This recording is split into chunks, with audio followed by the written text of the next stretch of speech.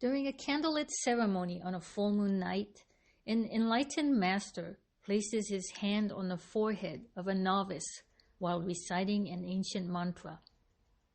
The novice goes into convulsions. Then tears of joy begin to roll down his cheeks. He has just experienced spontaneous enlightenment. It sounds like a scene from a movie, or perhaps from a promotional video of a televangelist. But can it actually happen? Can somebody spontaneously become enlightened, either by the grace of a master or by some other means? Before answering, let us first define enlightenment so that we are on the same page. After all, the traditional Western idea of enlightenment is very different from the traditional Eastern one. In 17th and 18th century Europe, there was a philosophical and intellectual movement called the Age of Enlightenment. It was an age of reason, where science was the vehicle of discovering truth. If something could not be perceived by the senses or measured by instruments, it did not exist. Enlightenment was attained by using the intellect, or pursuing so-called book knowledge. The more information a person memorized, the more enlightened he or she was considered. When speaking of enlightenment today, many people think of it in a similar sense, that if you read enough books, attend enough lectures, or earn enough certificates and degrees, you will become enlightened. Many theologians, scholars, and other educated people believe that they are enlightened because of their educational accomplishments. There are also people who study ancient languages or memorize scriptures in the belief that doing so will bring them enlightenment. Eastern enlightenment, in a traditional sense, is different than book knowledge. Although book knowledge may steer a seeker in the right direction, it is not the goal. There are highly educated people with multiple PhDs who are spiritual novices, while there are also many illiterate people around the world who have attained a high level of spiritual development. Another common misconception is that enlightenment is like an on and off switch, that you either have it or you don't. This is simply not true. Some traditions talk about 4 stages of enlightenment, some about 8 stages, and some even break it down into 50 or more stages. Many people have what are known as mystical experiences, which may include receiving a message from beyond, experiencing a miracle, exiting the physical body, acquiring psychic powers, or entering a state of bliss called samadhi.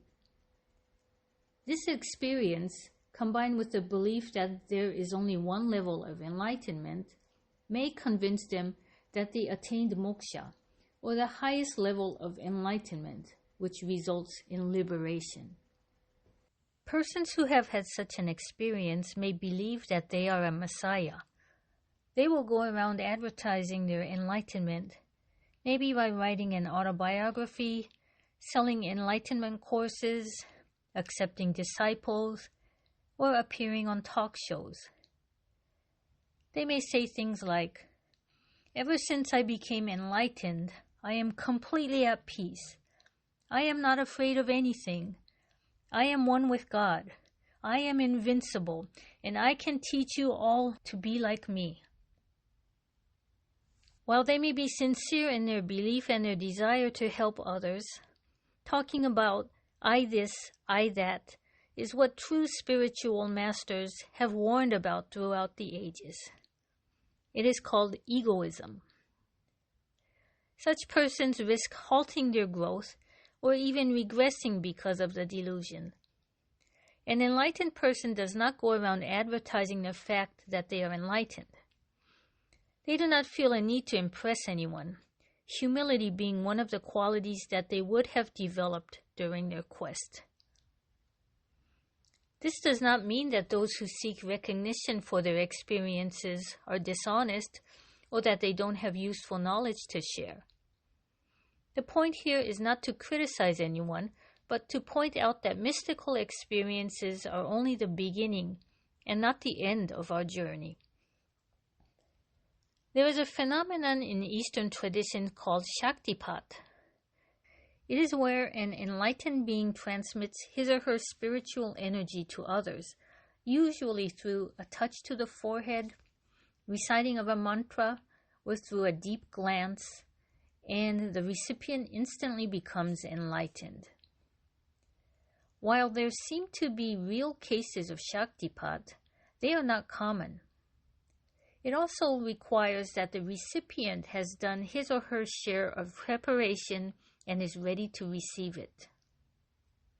If you see an ad for a weekend Shaktipat workshop, which is open to the public, it may be wise to consider it a form of entertainment rather than an opportunity for spiritual awakening. Again, the purpose of bringing this up is not to criticize those who seek Shaktipat or to question the authenticity of anyone's experiences. For those who receive Shaktipat, it may feel authentic at the time, but what usually happens is that when the event is over, they return to their daily materialistic life without any inner transformation. According to the Yoga Sutras of Patanjali, a foundational text about yoga, there are 5 things that help us attain enlightenment. The first is listed as birth. This we cannot change. If we made great efforts in previous lives, enlightenment may be bestowed upon us suddenly with little or no conscious effort. It can even happen during childhood. This is extremely rare, however. Most of us are here because we have many more lessons to learn. The second is herbs. It is the use of ayahuasca, cannabis, poppy, peyote, coca, and other plants that are said to weaken the barrier between the egoic mind and divine consciousness. Many ancient practices included the responsible use of herbs as a tool to attaining enlightenment. The third is mantra. The constant repetition of a sound, word, or series of words which are often incomprehensible is said to tap into the unconscious and release the mind of the egoic thought patterns. The fourth is tapas, or training. This can include a wide range of practices such as prayer, fasting, inner reflection, non-indulgence, sleep deprivation, repentance, and other forms of self-discipline to purify the mind. The fifth is concentration, or meditation. One starts by learning to focus the mind and then gradually learning to suppress the fluctuating thoughts until the mind becomes crystal clear. A silent mind is a requirement of samadhi. People in the modern world are always looking for shortcuts. We all want enlightenment, but most of us are too busy with our material life to have time to devote to it.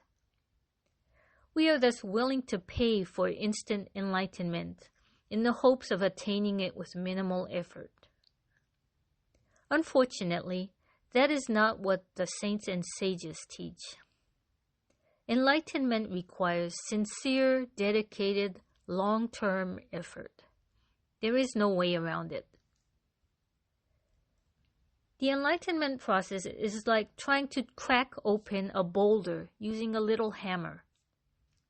You strike and strike and strike with seemingly little progress. A few sparks may fly, a few chips may break loose every now and then, but outwardly it doesn't seem like much is happening. Then one day, after the 10,000th strike, the boulder splits in half.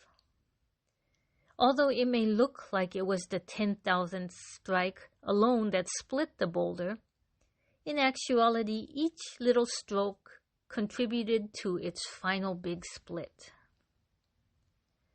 We have no control over when or how our liberation will happen. That is called divine grace and is bestowed upon us when we are ready. All we can do is diligently continue our efforts without expectation. To everything there is a season. Namaste.